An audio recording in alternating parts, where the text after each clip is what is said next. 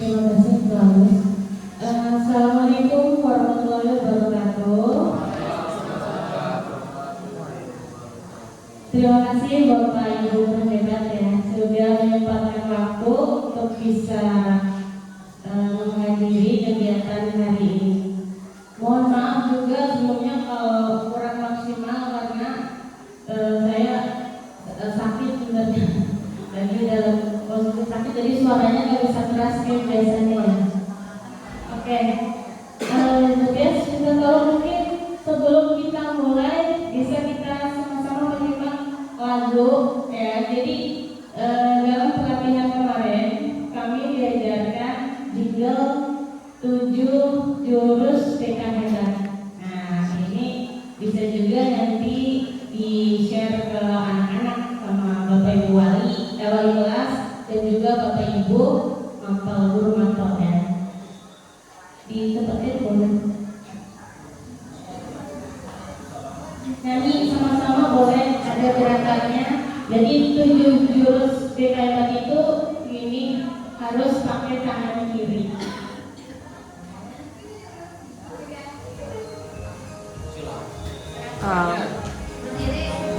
Boleh berdiri.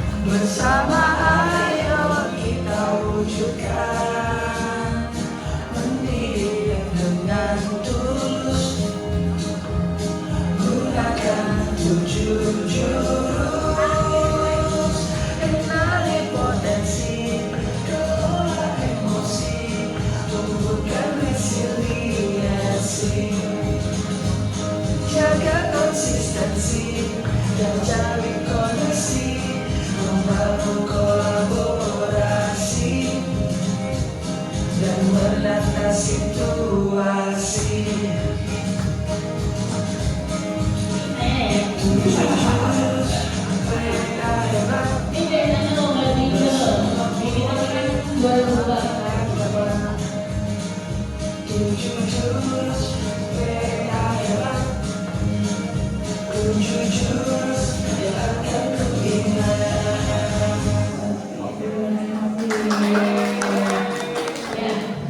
Itu tadi adalah video yang dipelajari di sana, kemudian dilombakan gitu ya, kebetulan kelompok saya juara juga.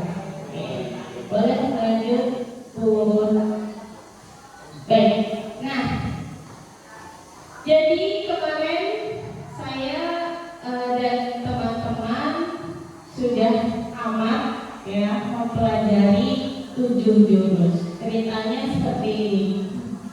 Saya bacakan ya. Selamat datang di perguruan Bumi Kinasi. Selamat, Anda sudah menjadi pendekar terpilih. Kalian telah dipanggil oleh semesta untuk menjalankan sebuah misi penting.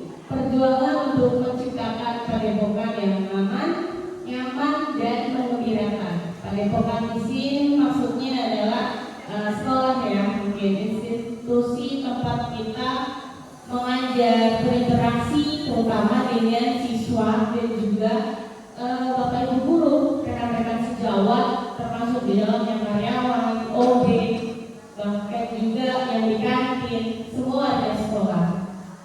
seperti itu.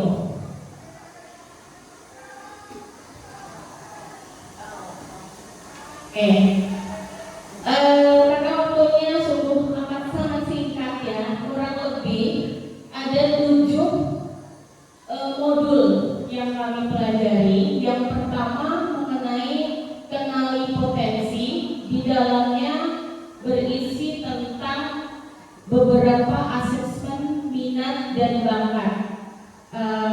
Yang kedua, kelola emosi, di dalamnya juga ada beberapa metode, beberapa asesmen yang bisa kita lakukan untuk anak, terutama mengenai pembelajaran sosial emosional mereka. Ya, nanti ada terdiri dari beberapa part juga gitu.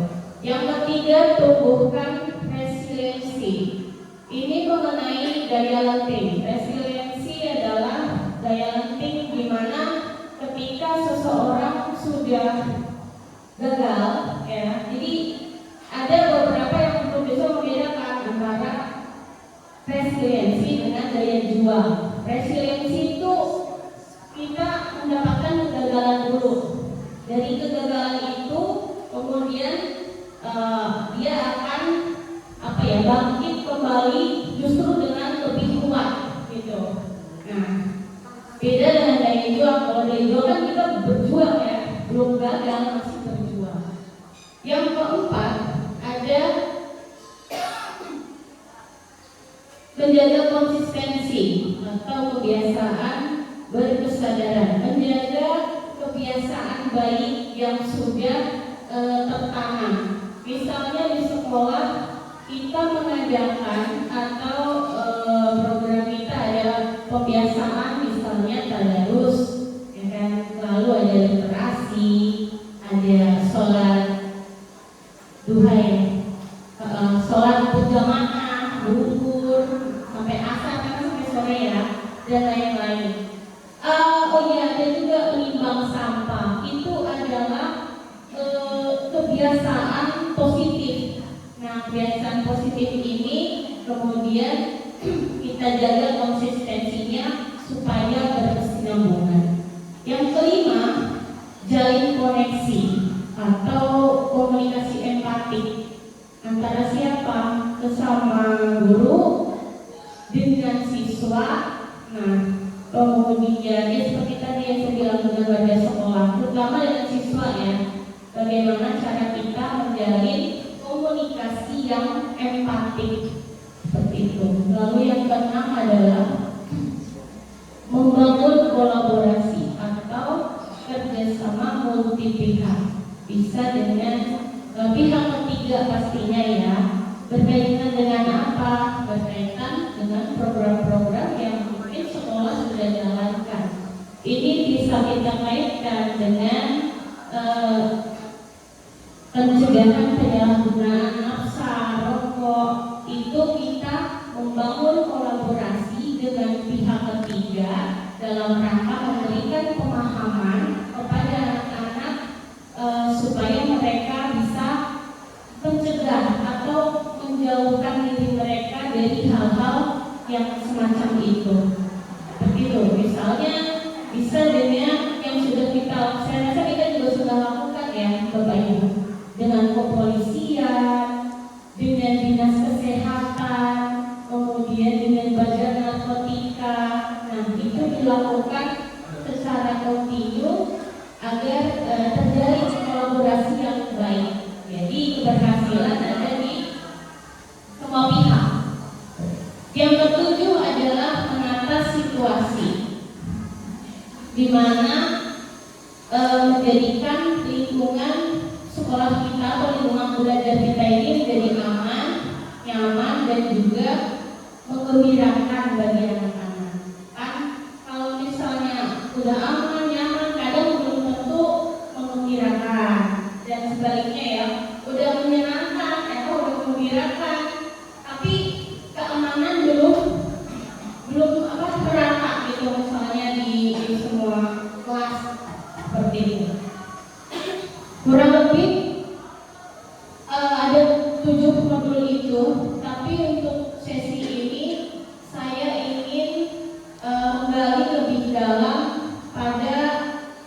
Eh, Modul 2 yaitu kelola emosi, pembelajaran sosial emosional.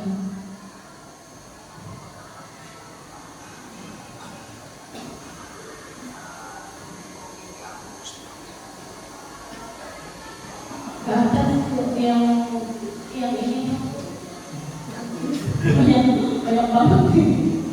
Oke, Bapak Ibu, saya akan membacakan dulu ya. Untuk kelola emosi ini, untuk ketujuh modul tadi kita menggunakan di pelatihan atau di kelasnya, nanti di kelas dengan anak-anak dengan metode ARKA. Apa itu ARKA? A. Aktivitas, R-nya refleksi, K-nya konseptualisasi, dan A-nya lagi adalah pengaplikasi. Maaf ya, saya baru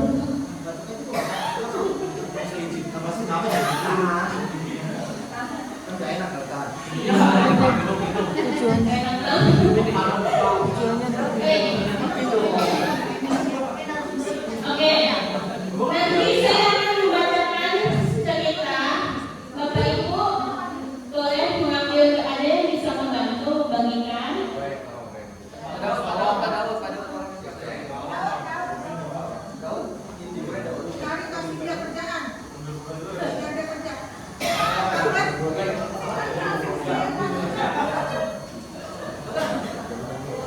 Ibunya jauh.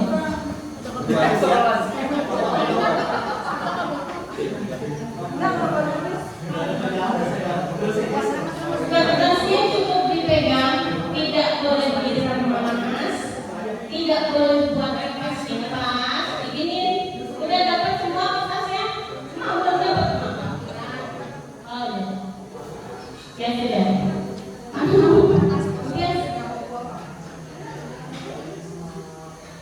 Terus langsung ke yang tadi. Oke.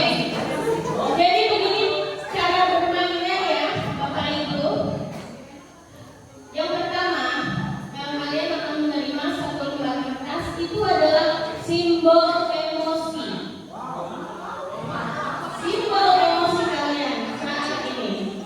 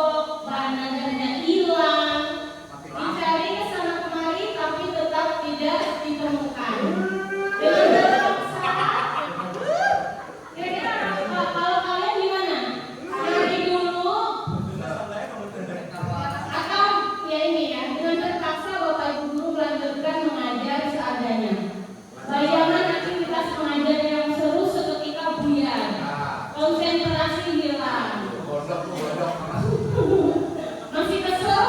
Atau masih biasa aja nih? Keren ya, kalau teman-teman saya sabar-sabar banget kayaknya. Di tengah pelajaran, saat Bapak Ibu mengajar, Anda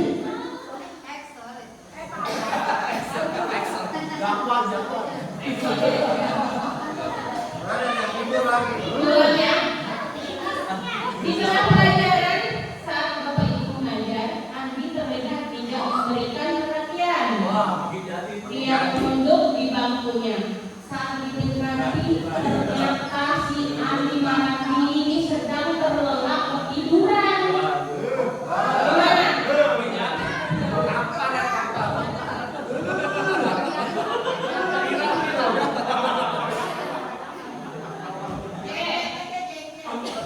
Tidak lama kemudian, ada seorang bapak mengetuk pintu kelas.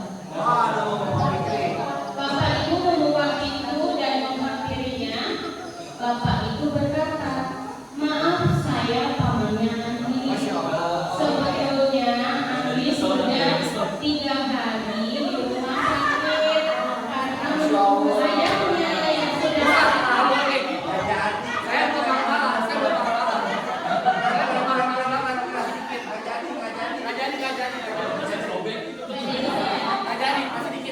Boleh dilanjutkan dulu? Meski kurang tidur, tapi Andi maksa selalu ingin sekolah karena tidak mau ketinggalan pelajaran. Sekarang saya izin mau jemput Andi karena ayahnya masuk ICU.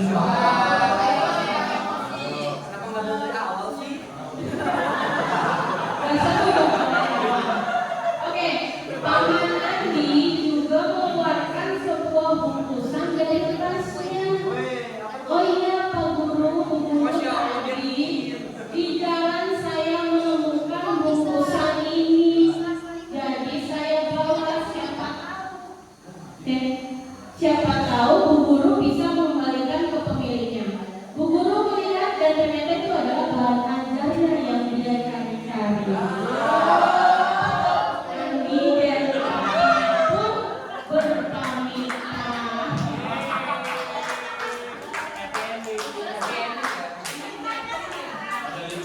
Oke, Bapak Ibu Guru kembali ke kelas dengan barang ajar yang kembali di tangan. Bapak Ibu Guru melanjutkan pelajaran dengan semangat menggunakan bahan yang telah disiapkan. Lalu pelajaran pun kembali berjalan dengan penuh kegembiraan. Nah, oke, coba sekarang saya melihat kondisi kertasnya Bapak dan Ibu. Tambah nih.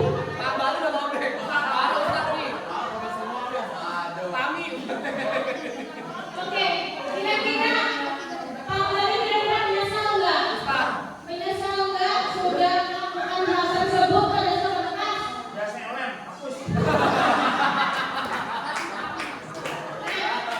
Boleh saya mungkin minta pendapat ya di nomor 3 ini dengan siapa saja boleh. Jika kertas itu adalah siswa kita, bagaimana seharusnya kita lakukan? Oke, jika kertas itu adalah siswa kita, bagaimana seharusnya kita bersikap? Ini agak berat sebenarnya sih ya, karena ya manusiawi emosi itu pasti ada, gitu ya. Jadi memang sulit untuk kita mengendalikan emosi tadi ya. Tapi dengan adanya seperti ini, gitu ya, ada tahu di belakangnya semoga jadi pembelajaran juga untuk kita untuk tidak langsung menjudge gitu kali ya Bu. Dia nggak bijaksana kalau anak itu telat misalkan atau dia nggak masuk atau apa, mungkin dicari tahu dan segala macamnya. Kemarin saya baru kejadian ini, Bu Karin anaknya kan kita kembar ya, kembarnya saya dan Bu Karin. Anak itu udah masuk kemarin Bu, terus udah tuh orang tua nggak kabarin saya ya, ini kemana segala macam. Ternyata ibunya ketukar, dia pikir yang sakit itu Rafael, ternyata yang sakit Rafael. Jadi saya udah kesel aja sama anaknya nih gitu. Terus dia muncul, Rafael kamu mana tuh nggak ada kabar gitu. Saya sakit Pak gitu. Belum orang tuanya nggak kabarin. Baru malamnya tuh orang tuanya chat,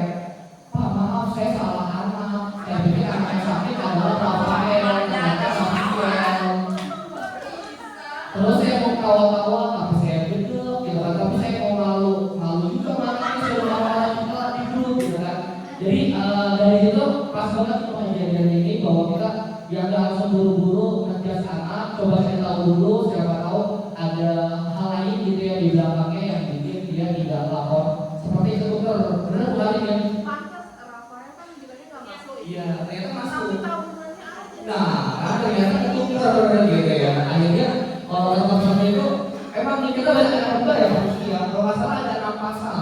Kebetulan pasangannya di 73 dan 77 gitu. Jadi anak yang kedokter makanya agak-agak ketawa lucu juga. Orang tuanya kerja kebetulan ya. Jadi nggak tahu yang sakit itu siapa, orang dia atau apa ya. Gitu aja sih. Kemudian terima kasih untuk insight-nya. Bagus banget buat yang lainnya. Terima kasih.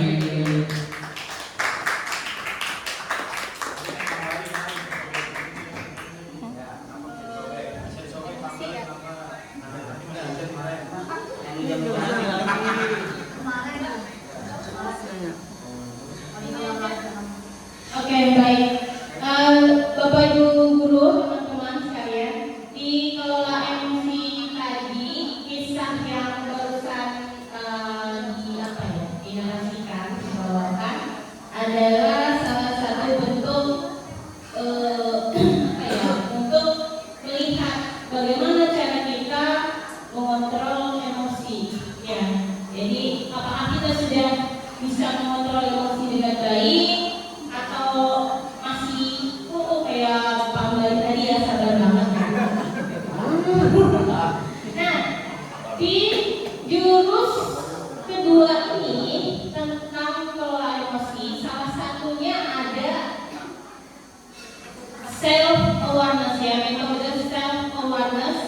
Jadi sebelum kita mengajarkan anak-anak kita dulu nih, ya kan, supaya mengenali peta emosi. Emosi itu kan ini ya, dia dinamis, tidak stuck gitu loh. Mungkin detik ini nih happy, tiba-tiba dapat WA kesel, ya enggak? Habis itu dapat notif Gajian. WA happy lagi, ya enggak? Nah, jadi emosi itu berjalan terus. Kalau anak-anak kita tidak tahu bagaimana cara mengontrol emosinya, gimana? Mungkin salah satu pelariannya itu ya ini tadi, penyalahgunaan rokok dan nafsa. Nah, kita melakukan lakukanlah dari hal terkecil untuk membuat anak-anak kita ini emosinya stabil dulu. Kalau dia emosinya bagus, stabil, kemungkinan untuk melakukan hal-hal yang negatif juga mengurangi lah ya, setidaknya seperti itu. Nah, ini apa? Di sini ada mengenali peta emosi. Jadi emosi dasar manusia kita lihat ada kemudian dikit kali ya Bu ya. Excited. Ada excited, ada tender, ada scared, angry, sad, dan happy. Excited itu adalah emosi di mana kita merasa sangat bersemangat, ya, antusias untuk bersemangat, bagi ibu-ibunya senang, gitu. Tapi bukan happy, beda lagi ya. Pokoknya excited banget nih, ya kan, bersemangat banget, gitu. Tapi kesel Bu gitu. Yang kedua, biasanya kalau excited ini untuk hal-hal yang positif ya Pak. Excited jam pertama Pak Bali, wah anak seneng banget, gitu. Kemudian kalau olahraga biasanya ya seneng banget. Yang kedua ada tender. Tender ini perasaan yang lembut, terus kayak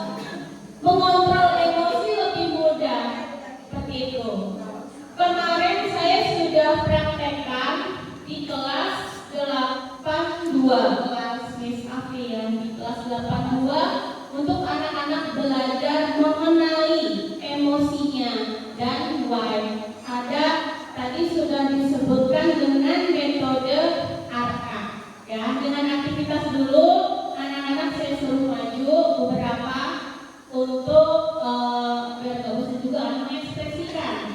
Coba misalnya ekspresikan muka apa sedih, yang satu senang dan lain-lain. Udah kan mereka ekspresikan dengan ekspresi terbaiknya. Setelah itu ditanyakan, itu kan disuruh ya. Kalau perasaan dia yang sebenarnya hari itu kayak gimana? Nah dari situ kita masuk. Lagi sedih itu sebenarnya sedih kenapa? Nah dia harus tahu, kan tahu, pikirin. Kan soalnya anak kadang harus ngomong dia juga nggak tahu. Coba kamu pikirin. Masa sedih nggak tahu kenapa? Ya kan? Nah dari situ bisa dengan hand-to-hand ngobrol, bisa dengan menggunakan metode misalnya jurnal emosi, tulis emosiku di situ, apa yang kamu rasakan, dan berbagai macam yang lainnya. Boleh podcast yang satunya lagi yang jendela.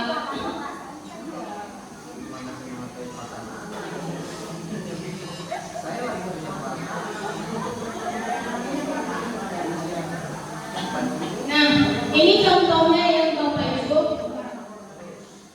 Tadi setelah anak-anak mengenali emosinya, kemudian misalnya mereka ada sesuatu, mereka diajarkan untuk ini roda pilihan atau wheel of choice emosi. Jadi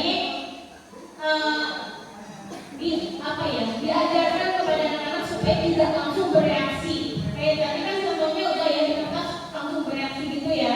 Ada anak-anak kita upayakan untuk mereka cooling down. Ketika kamu sudah merasakan emosi marah, ini contohnya apa yang harus kamu lakukan? Misalnya tarik nafas dulu. Itu namanya jeda emosi. Tarik nafas, atau mungkin pergi kemana, itu namanya jeda emosi. Nah di sini pilihannya ini. Misalnya kalau kamu marah, kamu boleh yang mana? Misalnya count to 10 to cool off. Hitung 1 sampai 10. Kalau kamu marah lagi berantem nih berdua, panggil. Hitung 1 sampai 10 dulu. Sampai dia cooling down. Nah, itu baru tidak emosinya, belum tindakannya ya. Bisa juga ini use an I message. Jadi anak disuruh nulis kenapa dia marah, terus apa yang kamu harapkan sebenarnya kayak gitu ya. I message. Jadi apa yang ingin dia katakan tentang emosinya itu. Oke. Share and take turns sharing, kemudian meminta timbal balik ya, masukan ya. Kenapa sih kamu begini? Ya karena aku begini-begini. Nah, itu kan meluapkan perasaan. Atau kalau marah, daripada terjadi hal yang tidak diinginkan, walk away, pergi dulu kemana, menenangkan diri, seperti itu. Atau kalau anak sekarang main game, marah kadang ditutup gitu ya, HP-nya sampai parah gitu. Kalau bisa, ya itu diajarkan go to another game. Jadi tutup aplikasi game yang bikin dia kesel, cari aplikasi game yang lain. Atau udah nggak usah main game seperti itu. Udah. Apa lagi?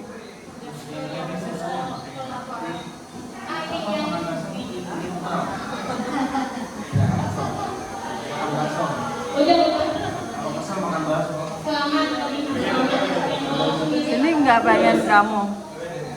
Hah? Nggak mau jelasin itu?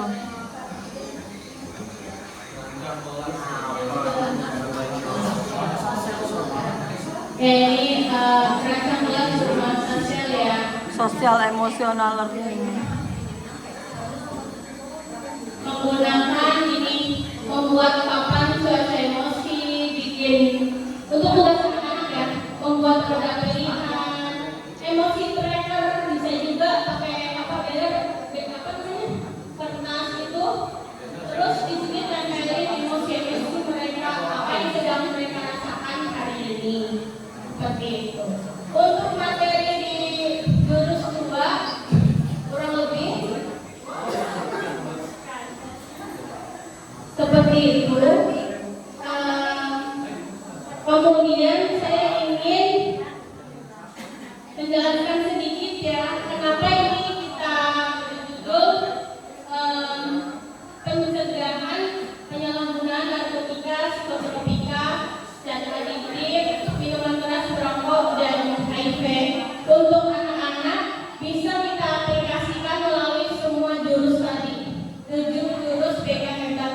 Mungkin hari ini tidak bisa saya tampilkan semuanya karena keterbatasan waktu ya, tapi bagi Bapak Ibu teman-teman yang ingin sharing nanti bisa boleh dengan tim BK, apalagi di sekolah ini ada lagi selain saya ada Bu Tias dan Bu Ika yang merupakan fasilitator nasional. Jadi saya juga diajari oleh Bu Ika dan Bu Tias kemarin, tapi kebetulan saya tidak ada di kelas mereka gitu. Jadi saya juga masih banyak belajar nih sambil ditonton kan.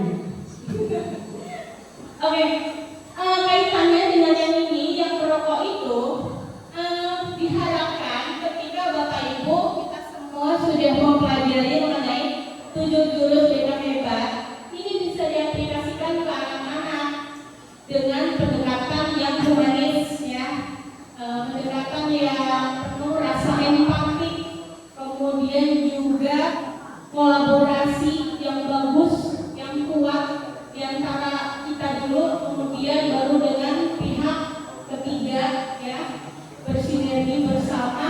Dan yang paling sulit itu kan sebetulnya menjaga konsistensi ya, menjaga konsistensi, menata situasi itu tidak bisa dilakukan oleh 1-2 orang ya, tapi dilakukan oleh tim dan harus betul-betul kompak, satu visi gitu, satu visi seperti itu.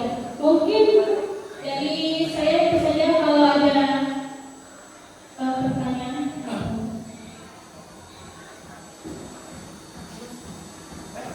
Bagus.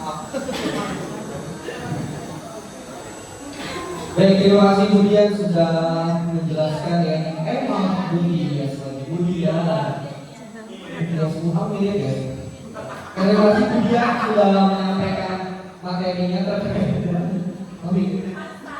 dengan 7 jurus BK Hebat gitu ya. Tadi sudah disampaikan. Ada apa aja Bapak Ibu? 7. 1. Mantap 2 Bu.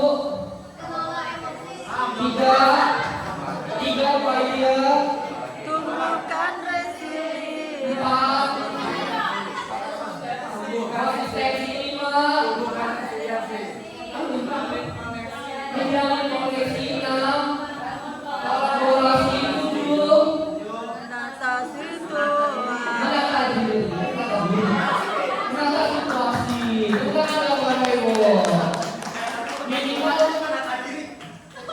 menata diri kami ya, harusnya ya, menata diri kami ya. Oke, mungkin sekarang outputnya kita bisa hafal dulu pelan-pelan. Tadi hari ini dibahas 1 ya, jurus yang nomor 2 ya, kenali emosi. Dari kenali emosi itu banyak ya, pelajaran-pelajaran, banyak case-case juga gitu ya Bapak Ibu ya.